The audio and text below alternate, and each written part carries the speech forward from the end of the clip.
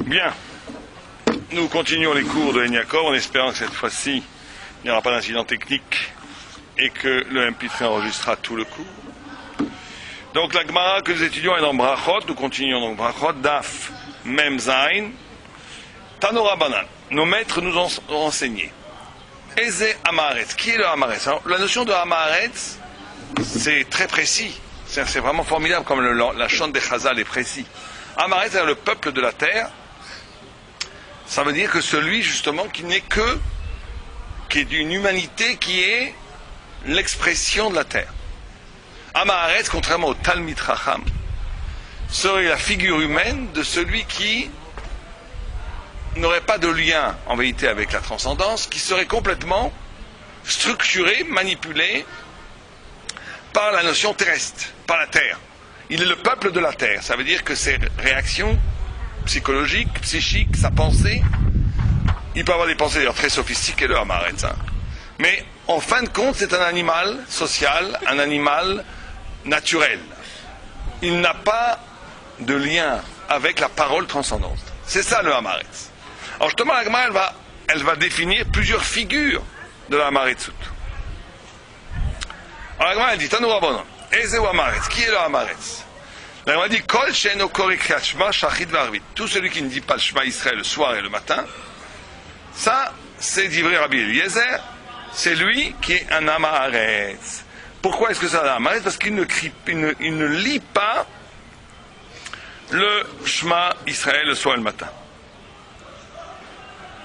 On dit le Yaakov, reste dit le Yaakov, Eze Amaretz, Kol she'eno korek kriyat shema shachit v'arvit, Efshar de lekach dikra Amaretz. Qui Adam le Amal Yolad. L'homme a été créé pour travailler. O le Amal Toiro, o le Amal Melacha Liot Eved Adama. Qui data bechelek dalet. ולאחי אמרינן בפרקי אבות, אין לך בן חורים אלא מי שעוסק בתוירו. וזה שאינו יכול ללמוד וגם אינו קורא קריאת שמות, אם מקיים בזה והגתה ביום ולילה, אז הוא המארץ. Très intéressant. Le pire de Yaakov, c'est de dire c'est très simple. Il dit l'homme en essence, est un animal travailleur, laborieux. L'homme est laborieux en essence. L'homme a été créé pour le labeur. C'est-à-dire, contrairement aux autres créatures, où toutes les autres créatures, où leur naissance et l'intrigue de leur essence est concomitante. Un arbre naît et réalise pleinement son essence d'arbre en naissant. Une fleur en éclosant.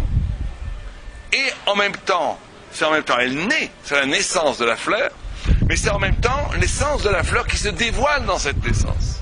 Un ange dans les cieux naît, et il n'y a pas de rupture, il n'y a pas deux moments, il n'y a pas le moment de sa naissance et le moment de son naissance.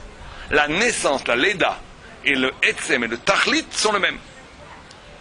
L'homme est le seul être créé dont la naissance est non concomitante à l'essence. L'homme naît afin de trouver la clé de son être. Ce qui implique nécessairement un labeur. Donc c'est pour ça que d'un point de vue phénoménologique, l'homme travaille. L'homme croirait que l'homme travaille, amasse de l'argent, amasse des richesses, construit, conquiert le monde. Conquiert le monde. Par appétit, pas du tout. L'appétit, bien sûr, est là. Mais en réalité, le sens profond de cette quête, de la conquête, de cette quête de la labeur, de ce travail perpétuel, le sens ultime de cette chose-là, c'est que l'homme cherche. L'homme cherche. Il cherche le bonheur universel, il cherche le sens de l'être, il cherche le tachlit, la finitude de sa propre énigme. Là, on voit que tous les discours politiques ou tous les discours philosophiques sont tendus depuis l'Antiquité vers où allons-nous. L'homme doit aller quelque part. Il y a très peu, à part les philosophies stoïques, les stoïciens ont renoncé à ça. Les stoïciens, ils sont dans un rapport au monde où il faut abandonner tout espoir. Un peu les bouddhistes aussi. Le bouddhisme et le stoïcisme sont des pensées justement animales, complètement animales, dans la mesure où l'essence même de leur pensée, c'est de renoncer à la nature humaine, renoncer à cette recherche, parce que la recherche amène trop de souffrance. La distorsion entre ma naissance et mon essence est tellement grande que j'ai un désir profond de redevenir un animal, ou une chose, une pierre. C'est-à-dire de rendre concomitant mon vécu à mon essence. C'est le renoncement à l'énigme humaine. C'est pour ça que le stoïcisme et le bouddhisme ont des pensées tout à fait perverses, parce qu'elles pervertissent la nature humaine. Bon, c'est vrai que, de façon plus compliquée, plus profonde, il y a ce qu'on appelle le double mouvement. Ça veut dire que chez les stoïciens et chez les bouddhistes, le fait d'accepter son être passe par une volonté de l'accepter. Et cette volonté d'accepter, c'est un double saut pour sauter pour revenir d'où tu es parti, en gros. Faire à s'arracher à l'être pour tomber dans l'être. C'est Rahmanan, que Dieu nous préserve, d'avoir une telle pensée. La Torah, et pas que la Torah, la majorité des pensées humaines obéit à la courbe de l'essence humaine, que l'homme en essence est un homme laborieux, puisqu'il y a distorsion entre son essence et sa naissance. Et donc il cherche, et pour chercher, il travaille. Il comble un vide immense, que ce soit au niveau singulier, au niveau individuel, ou au niveau collectif. Alors ce que nous dit le Yaakov, c'est que l'homme, comme l'homme est un être laborieux, est un être qui cherche, qui travaille pour s'accomplir, et que ce fait-là est universel, on ne peut pas s'en sortir. Simplement, il y a deux façons de travailler. Ou tu vas travailler, comme il dit lui-même, dans la Torah, dans l'étude, ou bien tu vas travailler en étant un Eved Adama, ce qu'il appelle, un esclave de la terre. Un esclave de la terre. Agriculteur, ou ça peut être un businessman, ça peut être n'importe quoi. Un esclave de la terre, c'est-à-dire que tous tes efforts sont mis au service de l'organisation de la nature ou l'organisation de la société, c'est pareil. Ouais. Ou même à l'organisation du savoir. Ça veut dire qu'à un moment donné, ton essence qui est d'être laborieux se transforme par une aliénation au travail. Ou ton essence d'être laborieux se transforme par une aliénation à la parole divine qui te rend paradoxalement libre. C'est ça qu'il faut bien comprendre. Alors, ce que nous dit ici le texte, c'est que le lieu de l'esclavage et le lieu de l'absolue liberté sont le même lieu. C'est ça le extraordinaire qui douche de ce passouk. C'est pas que l'esclave est esclave parce qu'il a été à l'est et l'homme libre a été à l'ouest. Les deux sont au centre. Les deux, l'homme est esclave ou libre de la façon dont il va se confronter à ce phénomène qu'il est en essence laborieux. Celui qui travaille la terre, il est considéré esclave ? Celui qui travaille la terre et dont la vie se limite à rendre fertile la terre est esclave. Il est esclave de la terre, c'est très simple. Puisqu'il passe des journées entières à ne faire qu'une chose, à rendre la terre fertile. Si toute l'économie générale de sa vie se résume à ça, il est esclave. Il est esclave de la Torah alors. Comment ? L'autre est esclave de la Torah. Mais l'esclave de la Torah, la Gemara dit, on avait déjà expliqué ça souvent, En ben chorim, il n'y a pas d'homme libre que celui qui étudie la Torah. Pourquoi ? Parce que justement, tu n'es esclave que dans la mesure où tes forces de travail sont au service d'un tiers. Ouais. D'un tiers. Ou de la nature, ou du social, ou de la réussite sociale, ou de la société. Or non, c'est ça qui est extraordinaire. C'est que la Torah, elle est en même temps, ça c'est ce que les goïms n'ont jamais compris, c'est que la Torah, elle est en même temps extrêmement éloignée de moi, puisqu'elle est d'ordre divin. Il n'y a pas plus étranger à l'homme que la Torah. C'est pour ça qu'un goï qui te voit mettre tes tefilines, il te prend pour un fou. Un goï qui fait des histoires de cache-route, ils nous prennent pour des fous furieux, ils ont raison, on est fous furieux. On peut pas manger ça, on peut pas manger ça, c'est complètement dingue. Ou on met des tefilines, on ne travaille plus Shabbat, on s'arrête, tout d'un coup, on brûle une vache rousse pour se toiletter. D'abord des choses de... Même les païens les plus fantaisistes n'ont pas inventé des lois aussi bizarres. Donc il y a une étrangeté radicale de la Torah, puisqu'elle est hors monde. La Torah n'est pas du monde, donc elle est hors monde, elle est radicalement autre. Et d'un autre côté, c'est ça le grand paradoxe. Ce radicalement autre se révèle être la part la plus intime de mon être. Les deux en même temps. Se révèle être la part la plus intime de mon être. Et en vérité, le rapport à Dieu est toujours dans cette double dimension. Dieu, Chazé Shalom, si on a un rapport familier avec Dieu, Dieu préserve comme si c'était un copain, loin d'être spirituel, on est une bête sauvage. On n'a rien compris, on a un idiot, on a un triple âne. Ceux qui parlent familièrement avec Dieu sont des triples ânes. Dieu préserve. Toute familiarité avec Dieu montre en vérité la profonde méconnaissance de l'infinie transcendance de la présence divine. Je considère Dieu comme mon père, je veux parler sensiblement. Alors si tu as, alors justement, on ne considère, le problème n'est pas de considérer Dieu comme ton père, ça veut rien dire. Le problème est de savoir quelle est la position existentielle et spirituelle que la Torah demande à l'homme face à Dieu. Alors elle demande une double implication, ce qu'on essaie d'expliquer.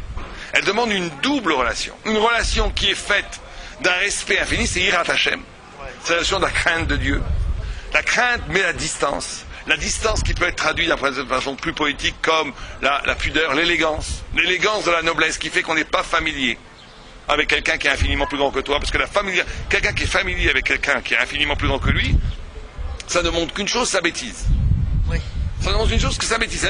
Il ne voit pas la grandeur en face de lui, il n'est même pas sensible à la grandeur qu'il croit qu'il est au même niveau que la grandeur. Il n'y a pas plus agaçant, plus, pour être poli, dégoûtant, qu'un homme qui est familier avec quelque chose qui est plus grand que lui. Quelqu'un qui n'a pas l'élégance de la retenue de la pudeur. Or, quand on parle quand on parle de Dieu, bien entendu qu'il faut cette ira, cette crainte, cette distance, ce fait que, une fois, moi j'ai posé une question, comment est-ce qu'on peut parler à Dieu? On peut comprendre presque la ta'ana des païens. Les païens, ils disent, je peux parler à une fleur, je peux parler à un nuage, je peux parler au Dieu qui est derrière la tortue, ou derrière l'arbre, mais comment je peux parler à l'absolue transcendance? Ça n'a aucun rapport avec moi.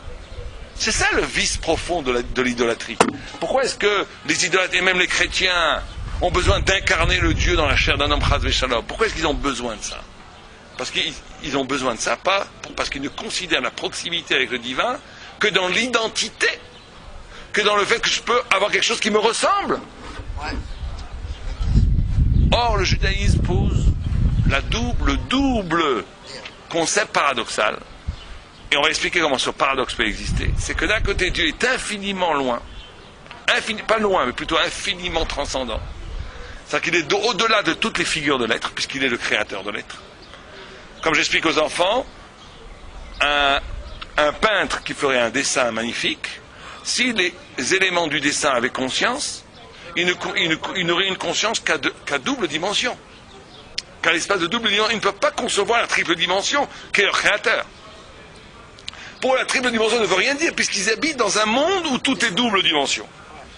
Or, c'est quoi l'idolâtrie? C'est de croire que puisque moi je suis double dimension, celui qui m'a créé aussi est double dimension. Alors que celui qui t'a créé, même pour le créateur humain, c'est un triple dimension. C'est autre chose. Quand on parle de Dieu, qui est absolument transcendant. Donc il y a ce pan-là du Hirat Hashem. Il y a de l'autre côté ce qu'on appelle Avat Hashem. Que l'Avat Hashem, elle, est le reflet d'une intimité infiniment plus grande avec Dieu qu'avec tout autre être. Serait-ce ton père, ta mère, ton frère, ta sœur, tes enfants et ta femme. La preuve, c'est que tu n'es pas obligé de te tuer pour ton père, mais tu es obligé de te tuer pour Dieu. Si on te dit de nier ton père ou de mourir, tu dis je nie mon père. Tu dis pas je veux tuer moi, je nierai pas mon père. Mais si on te dit nie Dieu ou bien meurs, tu dois dire tuez-moi, je ne nierai pas Dieu qui m'a créé. Parce que trahir Dieu, c'est trahir, c'est imploser son être le plus intime, c'est se tuer. Donc il vaut mieux mourir physiquement que mourir spirituellement. Donc ici, un paradoxe extraordinaire. Que d'un côté on te dit c'est l'absolue grandeur, l'absolue distance, l'absolue rupture. Et d'un côté on te dit c'est la proximité, c'est l'intimité. C'est l'intimité. C'est l'intimité. Et les deux propositions doivent être soutenues en même temps. C'est ça qui est dit, en même temps. En même temps, il ne faut pas que l'intimité de Dieu se traduise en familiarité, et il ne faut pas que la transcendance de Dieu se traduise en indifférence, un peu comme le piège dans lequel est tombé Lebovitch. Lebovitch est tombé dans ce piège affreux. C'est qu'il a soutenu tellement fortement, il avait raison, sur ce point-là, l'absolue transcendance de Dieu, qu'il a dit donc il n'y a plus aucun rapport avec lui. Donc on fait les choses parce qu'il nous l'a ordonné, mais il ne faut pas croire que parce que tu pries, Dieu va te répondre. Tu pries parce que Dieu te l'a ordonné. Il est tombé dans l'excès inverse. Elle est où l'erreur dans ça? L'erreur, c'est qu'il y a aussi une intimité avec Dieu. C'est que tu peux parler à Dieu et Dieu va te répondre. Et c'est ça le paradoxe qui est insoutenable pour l'égoïme, insoutenable pour la philosophie. Il faut la pensée thoraïque pour tenir. C'est que c'est un paradoxe extraordinaire. Comment il peut être infiniment transcendant et en même temps infiniment intime près de mon être au point où je dois mourir pour lui et que je sais qu'il m'entend quand je parle. Il y a écrit que Dieu t'entend. Dieu note toutes tes paroles, note toutes tes... que tu écris un livre dans le Pirkei Avot, le premier Pirkei Avot du Perek Sheni. Ta vie, c'est ton livre. Il n'y a pas une parole, un mot, une pensée qui n'est pas écrit dans le grand roman qui te sera ouvert après la mort. Et tout le monde va le connaître, ça. Bah oui. Bah oui. Donc ces deux choses-là. Donc pourquoi je dis ça? Je dis ça parce que justement celui qui est esclave de la Torah, qui est dans le labeur de la Torah, en vérité, il touche à la liberté, pas simplement parce que la Torah c'est mieux que la terre. Sinon tu aurais raison. On dirait l'un esclave de la Torah, l'autre est esclave de la terre, l'autre est esclave du social, chacun son esclave, chacun son maître. Chacun son maître. On te dit non. Il y a une différence ontologique entre l'aliénation terrestre et l'assiduité à l'étude de la Torah, parce qu'elle te ramène à toi-même. Parce que la structure profonde de la subjectivité est double. Elle est effectivement une rationnelle qui est un rapport à toi et au monde et au réel, et une autre qui est une ouverture vers l'infini, puisque mon être le plus intime est constitué par le souffle de Dieu. Comme je suis constitué par le souffle de Dieu, c'est-à-dire qu'une partie de moi est en adhésion, en adhérence et en adhésion, en dvékout avec Akadosh Baruch Hu. Donc je deviens libre. Donc c'est la première chose qui te dit. Le Hamaretz, c'est celui qui va vivre sa dimension humaine, sa figure humaine, à partir justement de la terre. C'est celui qui ne dit pas le Kriyat Shema, c'est-à-dire qui est incapable d'exprimer une parole de Torah, ou de vivre cette parole de Torah, qui va l'arracher à l'être et l'ouvrir à cet horizon infini dont il est constitué lui-même. Donc il est Hamaretz, donc il est le peuple de la terre, donc il est esclave. Ça c'est la première figure du Hamaretz. Alors il n'a pas de Lamaba, alors le Hamaretz. Sûrement pas. Peut-être que c'est mitzvot, peut-être qu'il a un Lamaba avec ses mitzvot. En tous les cas, ce que dit le Yaakov, c'est que le fait de ne pas dire Kriyat Shema le soir et le matin, c'est pas en tant que mitzvah de Kriyat Shema, c'est un Hamaretz, c'est en tant le fait qu'il n'étudie pas la Torah, qu'il n'a pas parce que la Torah est la parole qui retraduit ta vie misérable en vie divine. C'est ça que la Torah fait. La Torah, quand tu étudies la Torah, tu retraduis la vie misérable humaine en vie merveilleuse. C'est ça que fait l'étude de la Torah. L'étude de la Torah, c'est une capacité de redéfinir la figure humaine de façon splendide. Tant que tu ne fais pas ça, tu es Hamaretz, tu es esclave de la terre. C'est clair? Ça, c'est le première figure. Deuxième figure. Ça, c'est dit Rabbi Eliezer. Rabbi Yoshua Omer, Kol she'eno maniach tfilin. Alors, est-ce que Rabbi Yoshua est une descente, une kula ou une khumra? Ça se discute. Parce que qu'est-ce qu'il y a de différence entre Kriyat Shema et tfilin? Chok. Oui, dans la nature même des choses. Le Kriyat Shema, c'est la parole exprimée par la parole. C'est la Torah exprimée en parole. Le tfilin, c'est quoi? C'est le fait de mettre la Torah, c'est la Torah, le tfilin. C'est les parachutes. Dans ton cœur, sur ta chair, dans ton corps et sur ta tête. Alors, est-ce que c'est une cool? Est-ce qu'il est plus facile d'exprimer la Torah? Ou est-ce qu'il est plus facile de mettre la Torah sur sa chair? En d'autres termes, ils sont d'accord tous les deux que quoi? Ils sont d'accord tous que la seule façon de s'arracher à l'aliénation, c'est la Torah. On est d'accord? La Torah est la transcendance sur la terre. Et cette adhésion à la transcendance permet à l'homme de s'arracher à l'aliénation terrestre. Ça c'est clair. Simplement, il y a une discussion. Quel est le niveau primal, le niveau minimal pour être un Hamaretz? Certains disent qu'il suffit de dire de la Torah pour déjà ne plus être un Hamaretz. Parce que tu as déjà, par la parole toraïque que tu as exprimée, tu t'es arraché automatiquement quand tu dis un Shema Israël le soir et le matin. Tu as déjà fait un kiyum de l'imut Torah beigata boyom valayla. Tu es déjà dans un système où tu es capable de redire ta vie en termes divins, donc tu n'es plus esclave. Rabbi Yoshua dit non, il suffit de mettre les tefilin. Le phylactère. Est-ce que c'est plus dur ou est-ce que c'est plus facile? On peut dire que c'est plus facile parce que l'acte, la force de l'acte par rapport à la parole, c'est que l'acte existe en delà de la conscience humaine. C'est une parole n'est parole que si tu es conscient de ce que tu dis, sinon c'est pas une parole, c'est un murmure. C'est même pas un murmure, c'est rien du tout. C'est du bruit. Alors que si je fais un acte, du moment que je suis éveillé, ça demande un niveau de conscience moins fort que la parole. La parole, c'est l'expression de ma pensée. Alors qu'un acte existe en soi, sans... Il n'a pas pour source la pensée, si tu préfères. C'est pas simplement l'acte, c'est l'acte qui est avec toute la kavana. Et... Non, il n'y a pas écrit ça. Il y a écrit de mettre les tefilines. C'est ça qui fait que tu... Si je mets les tefilines sans la kavana, c'est pas que je mette les tefilines, c'est comme un bout de bois, Pas forcément. Les mitzvot ont une force en soi. Ça, c'est aussi une discussion. Est-ce que mitzvot srichot kavanot ou pas? Du coup, quand c'est d'oraïta. Quand c'est dans la halakha, c'est que oui, il faut une kavana. Mais quelle kavana il faut avoir? Juste que je fais une mitzvah. Pas besoin d'avoir les grandes kavanot du Harizal ou les grandes kavanot de la Hamkous de ce que je fais. Il suffit de savoir que je fais une mitzvah. Sans forcément comprendre. Tu as déjà fait rien, même si tu comprends rien et que tu fais une mitzvah, l'acte que tu fais a dignité de mitzvah. Ok. Donc on te dit, qu'est-ce que c'est le Hamaharetz? C'est celui qui est incapable de mettre la Torah dans sa chair. Ça veut dire quoi? Alors là, ici, on est dans un rapport ambigu. On est dans un rapport où, à la limite, tu ne serais même pas obligé d'exprimer la Torah, de dire la Torah. Si tu fais, si tu fais un acte dans le, tu t'associes, si tu mets ton corps, si tu places ton corps sous le signe de la mitzvah, en lui mettant sur ta propre chair les paroles de la Torah que sont les tefilines, tu t'arraches déjà à l'être. Tu t'arraches à l'esclavage. Non, c'est pas un truc magique, bien entendu. C'est pas un truc magique. C'est que cet acte lui-même va sanctifier tous les autres actes. C'est ça que nous dit le commentateur. C'est qu'en mettant les tefilines, même si je travaille la terre toute la journée, où je suis un éboueur, où je suis un médecin, où je suis un chirurgien, où je suis un avocat, n'importe quoi.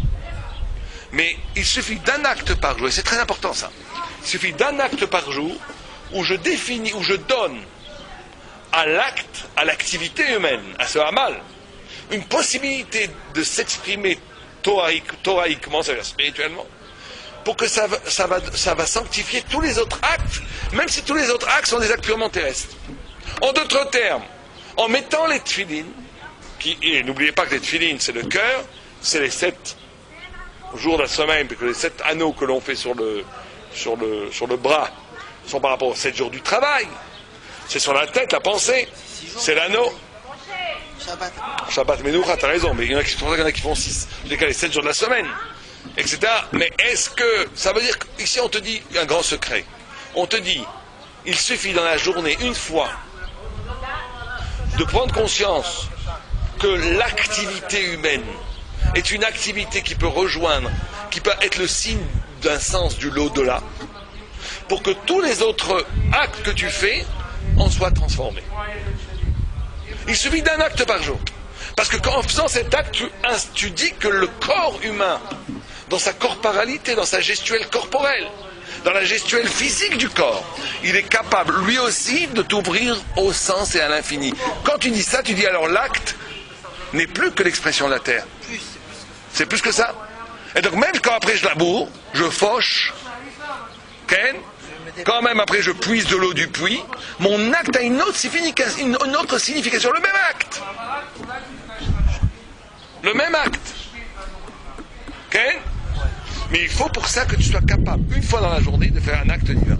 Si tu fais une fois dans la journée un acte divin, tu n'es déjà plus un Hamaharetz. Tu n'es pas un Talmid Chacham encore, puisque tu fais que 5 minutes par jour. Mais quand même, par là, tu sauves le reste de ta vie. Tu sauves le reste de ta journée.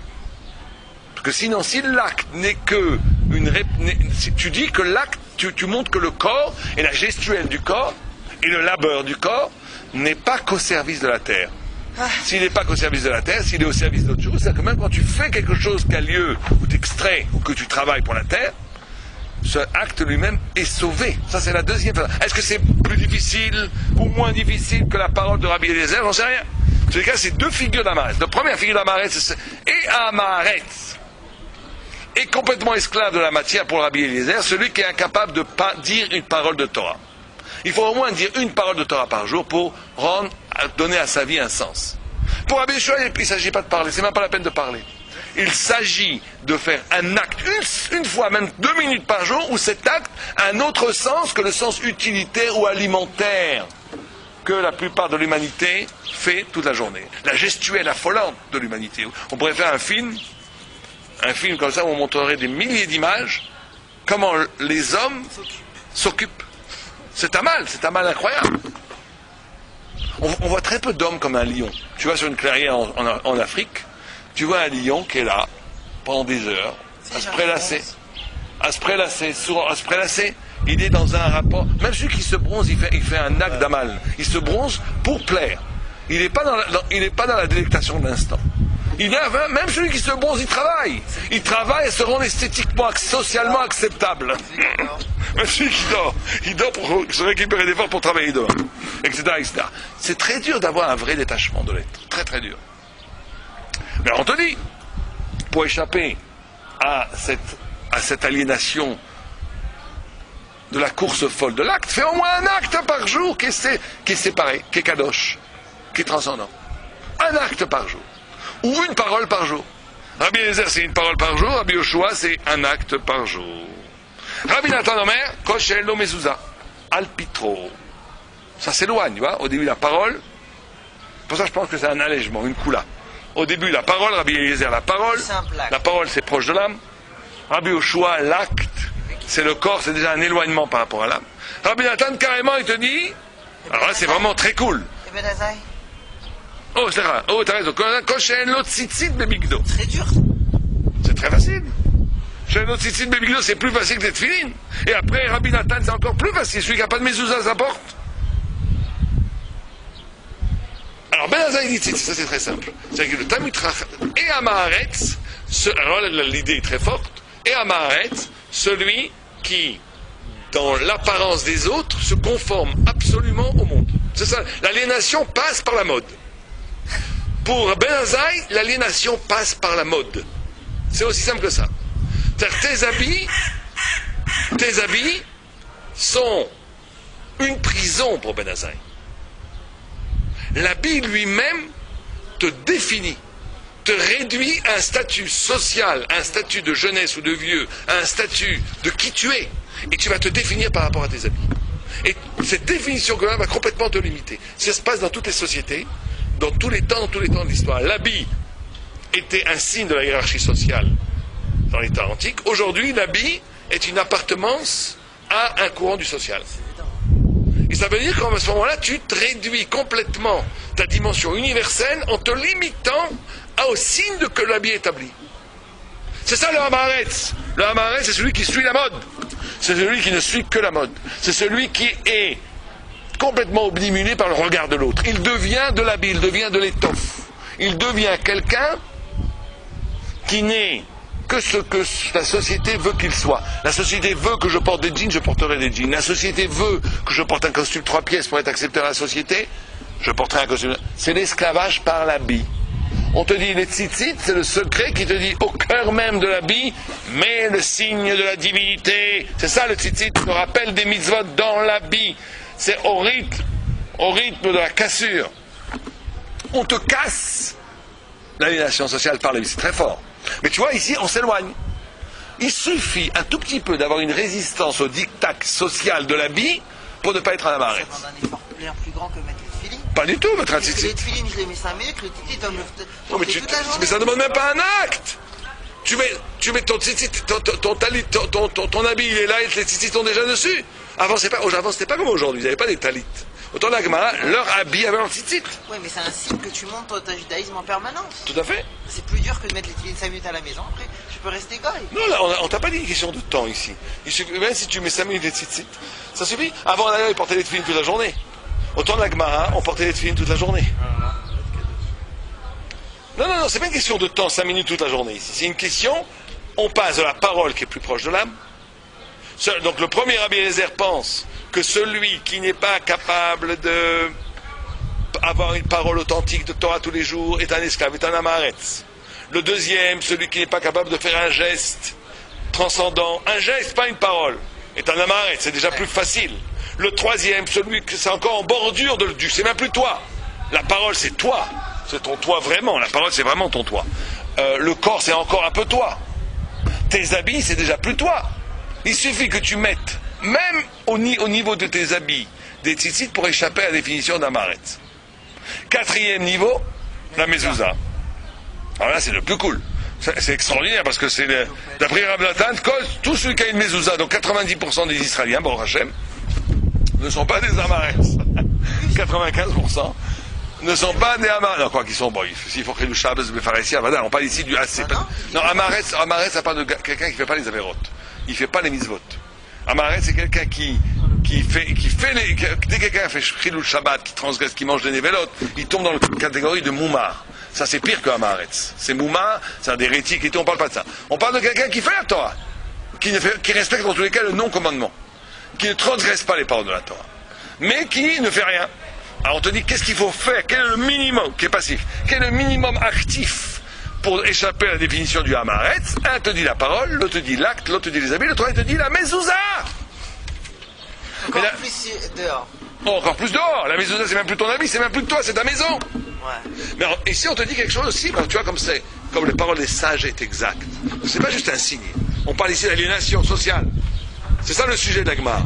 En quoi la mezouza est un signe de libération par rapport à l'aliénation sociale? Tout le monde dit que tu sors du conventionnel lorsque tu mets la... Ah, alors, toutes les mitzvot dans ce cas-là. Toutes les mitzvot sortent du conventionnel. Non, non. Ici, la mezouza, c'est ce qui marque la différence entre l'espace privé et l'espace public. Et ça encore, une des formes de l'aliénation universelle moderne, mais qui a toujours existé, c'est justement d'effacer la ligne qui sépare l'espace privé de l'espace public. Un sage, un tracham disait, un noble, quelqu'un qui est noble dans la Torah, c'est quelqu'un qui ne vit pas de la même façon dehors et dedans. Quelqu'un qui vit de la même façon dehors et dedans, c'est un Hamaretz. C'est ce que dit le texte ici.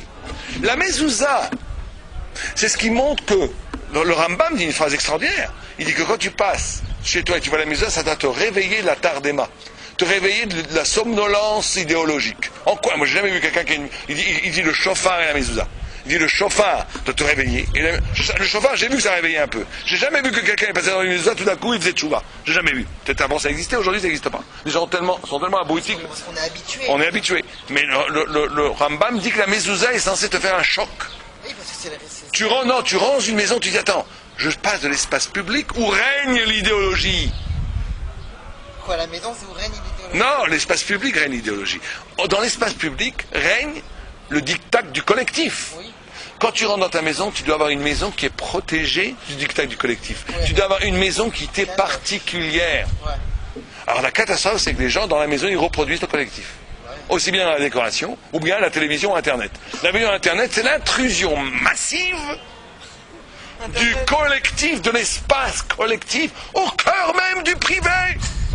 C'est la mort du privé, c'est la mort de la possibilité. Ça, c'est de la modernité pour ça, elle est c'est ravageur. Avant, quelqu'un rentrait chez lui, il était coupé du monde, il pouvait avoir une vie intérieure grâce à l'habitat de sa maison. Ça veut dire quoi? Ça veut dire à un moment donné, tu dois avoir deux vies. Tu as une vie dehors, où c'est la vie où tu te bats pour tes idées, où tu te bats même pour ta parnassa, pour amener de l'argent, où tu te bats, où tu enseignes, où tout ce que tu veux, où tu es dans une relation active au monde. Et quand tu rentres chez toi, tu dois avoir une rupture par rapport au monde, un espace d'intimité, de quiétude, où tu peux te retrouver toi-même seul. Quand je dis te retrouver toi-même seul, ça veut dire avoir un rapport à toi qui n'obéit pas au rythme, ni au rythme social temporel, ni au rythme social esthétique. Parce ce qui t'entoure, c'est plus la même chose. Tu dois être sensible à tu dois avoir une pièce, quelque chose chez toi, qui te ressemble vraiment. Si ta maison, encore une fois, à l'intérieur privé, est là pour faire jalouser le voisin et qu'en vérité tu n'as mis dans ta maison que ce que tu as vu dans les magazines, c'est désolant. Ça fait que ta maison, elle ressemble à l'espace public, encore une fois. Tu n'as pas d'espace privé. Tu vis toujours en représentation. Tu vis toujours au centre de la société. Et donc, ici, c'est pas juste on dit que c'est facile. C'est vrai que c'est facile. Mais on te dit, attention, mets une mezouza. Fais la différence entre l'un et deux. Dernière cas de figure. Avant-dernier. Rabbi Yochanan ben Yosef Omer, Kol mi sheyesh lo banim ve'eno megadel et talmid chacham. Ça, c'est l'espoir. Et là, lui, c'est encore plus loin. C'est très dur, ça. Il te dit, c'est même pas toi. Non, il te dit, espère pour tes enfants qu'ils soient au moins talmid chacham. Le futur, l'espoir. La pire des amaretzout, c'est d'avoir abandonné l'espoir de ne pas en être un et que nos enfants n'en soient pas un. C'est encore plus loin, c'est même plus toi, c'est même plus ta maison. C'est au moins d'espérer que ta descendance, elle ait accès à la transcendance. Certains disent ils ont tort. Qui est juif, la Lara dit celui ou la mère ou celui qui a une mère juive ou celui qui s'est converti de façon orthodoxe. Les certains disent modernes, et qui est juif, celui qui a des enfants juifs. Aujourd'hui, c'est une façon rigolote de dire, parce qu'il y a le futur.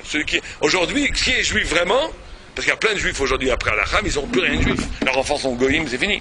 Il dit qui est véritablement juif? Celui qui... Bon, c'est des phrases que les modernes disent. Mais il y a un peu de vrai là-dedans. Les modernes. Certains commentateurs disent aujourd'hui, ça pas des commentateurs, des gens qui parlent. Mais c'est pas important. Qui dit ça? C'est ce qu'on dit. C'est ce qu'on dit dans les colloques intellectuels juifs, si tu préfères. Ils disent ça parce qu'ils veulent dire par là, ils ont tort al pi halakha, mais ils ont raison au niveau de l'engagement déjà été. Que le régionalisme qui est juif, celui qui a des enfants juifs. Ça rejoint un peu, au moins, tu vois, c'est valable pour le colloque des intellectuels juifs. On sort de la marézoute minimale en disant ça, en disant que, en espérant que tes enfants soient juifs, t'es déjà plus un amaretz. Talmid Chacham, je dis pas juif, comme il dit Talmid Chacham. C'est-à-dire que quelqu'un qui a perdu l'espoir, quelqu'un qui a perdu l'espoir de ne plus être esclave, il est vraiment esclave. Un esclave total, il sait même plus qu'il est esclave. Il croit qu'il est libre. Quelqu'un qui a la pensée de la liberté, il est déjà à moitié libéré. Plus à Maharetz. Il n'est plus à Maharetz. Quelqu'un qui espère pour ses enfants qu'il ne soit pas à Maharetz, même si lui il est à Maharetz, quelque part cet espoir-là le rend déjà plus à Maharetz.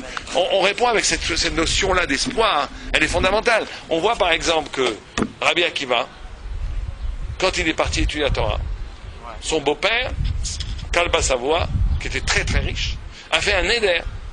Parce qu'il avait 40 ans, Rabbi Akiva, sa fille était magnifiquement belle, elle avait 18 ans, c'était la fille la plus riche du truc. Kalba Savoie, c'était un tzaddik gamour.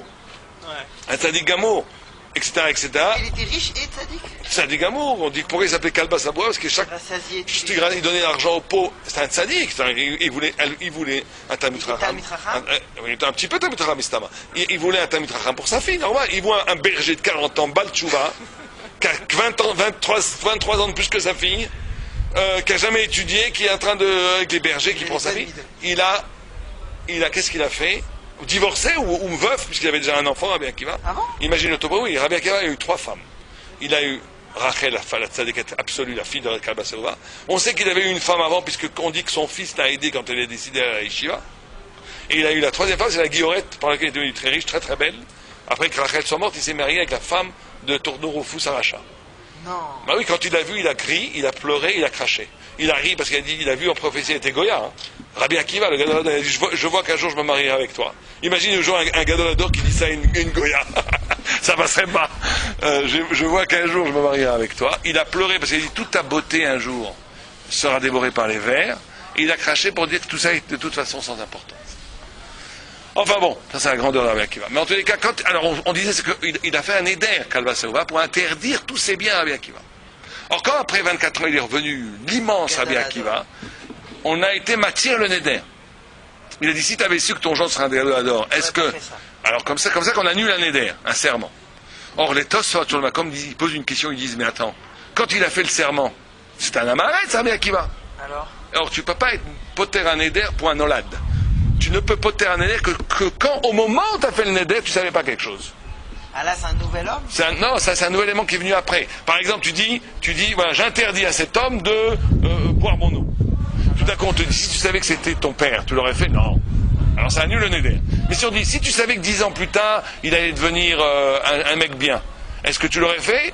Tu dis non, mais ça reste un Neder. Parce que au moment où tu as fait le Neder, c'était pas quelqu'un de bien. Ah, ouais. Donc il faut pour trouver le pétard du Nolad, il faut que ce soit au moment où il fasse le Neder. Alors le Tosfot il dit, mais quand Rabbi Akiva avait décidé d'aller à la yeshiva, même si c'était un Amaretz Gamour, la décision d'aller à la yeshiva, il avait décidé d'aller à la yeshiva, puisqu'il n'est plus Amaretz, il est Gadol, pas Torah. Le fait d'espérer d'être grand te rend grand. L'espoir te rend grand. Et donc le fait même que tu es banni, ça t'arrache la Amaretz. Okay? Et la dernière vue, il y a un retournement. Un retournement là, Acherim, c'est pour ça qu'on dit Acherim, oui, un cassure, lui il dit non, même s'il a, lui au contraire c'est le plus dur de tous, même s'il a étudié toute sa vie, jour et nuit, et il a Shimesh Talmid Chacham, Vélo Shimesh Talmid Chacham, Arezé Amaretz, quelqu'un qui a étudié la Torah toute sa vie, qui est un tzaddik gamour, qui a passé 15 heures, 16 heures par jour à étudier la Torah, mais qui n'a pas servi à Talmid Chacham, c'est-à-dire qu'il n'a pas appris dans la vie, il n'a pas vécu avec un Talmid Chacham, pour voir comment on incarne la Torah physiquement. Existentiellement. Pas que l'étude, celui-là est un amaretz. Là, il y a un retournement total, que la véritable, pour s'arracher à l'amaretz, c'est une initiation très longue et très difficile. Il ne suffit pas de dire une fois le schéma, il ne suffit pas d'avoir un acte, etc. Donc ça, c'est une marque-roquette dans l'agma. On n'a pas le temps d'expliquer ce dernier mouvement, parce qu'on a déjà largement dépassé l'heure. Koltou, à la semaine prochaine.